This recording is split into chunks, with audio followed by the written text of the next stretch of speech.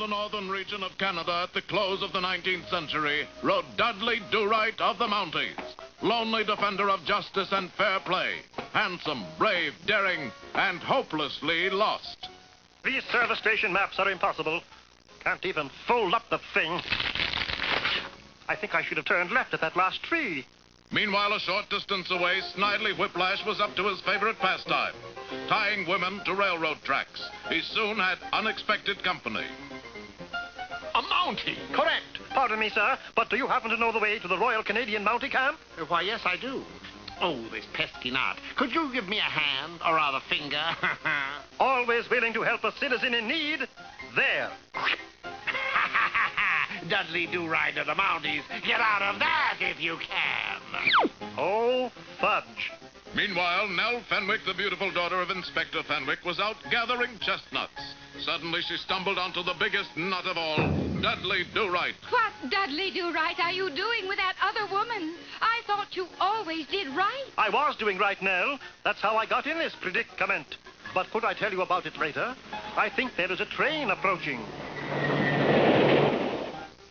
And so, Do-Right, there's a fiend running loose in northern Canada. A fiend, Inspector? A fiend who goes about Canada tying defenseless women to railroad tracks. Oh.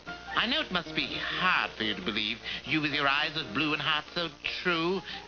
What happened to your finger, Do-Right? Never mind about my finger, sir. This is far more important than mere flesh wounds. A rope-tying fiend is at large and should be brought in at once. And so the remorseless man-tracker started on his way. He didn't have far to track. Here, here. You oughtn't to do a thing like that, going around tying defenseless people to railroad tracks. It's not the Canadian way.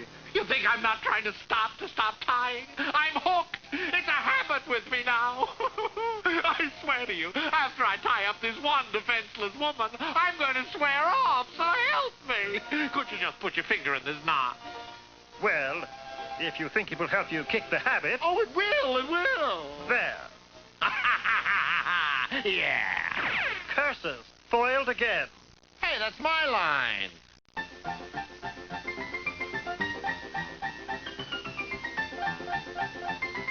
Uh-oh, another woman. He didn't swear off. A man. Confound that Whiplash. Nell. Inspector Fenwick. Snidely Whiplash. Snidely Whiplash? Now I wonder. But Inspector Fenwick did not get his nickname of the Canadian Fox for nothing. Now, all of you have heard the old proverb, if you give a Snidely enough rope, he'll put his foot in it. Why, no, Inspector, I don't believe I've heard that proverb. Don't interrupt, Do-Right. We're going to use deception. We're going to disguise you as Nell. Me, sir? With those baby blue eyes, you are unnatural. True. What the inspector didn't know was that Snidely, realizing that the heat was on, disguised himself as Nell. Dudley, where are you? Nell, you heard your father's plan. Go on back to camp. You'll give the whole thing away. Nell, what are you doing? Nell, this is no time for hijinks. There, Snidely Whiplash. Caught at last. Oops.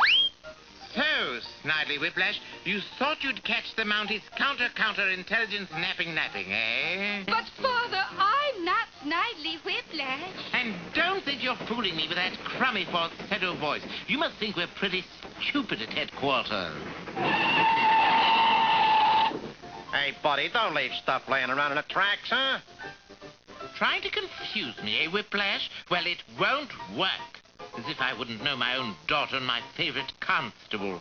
Inspector Fenwick always gets his man. Well, Nell, I guess all's well that ends well. My sentiments exactly, Dudley.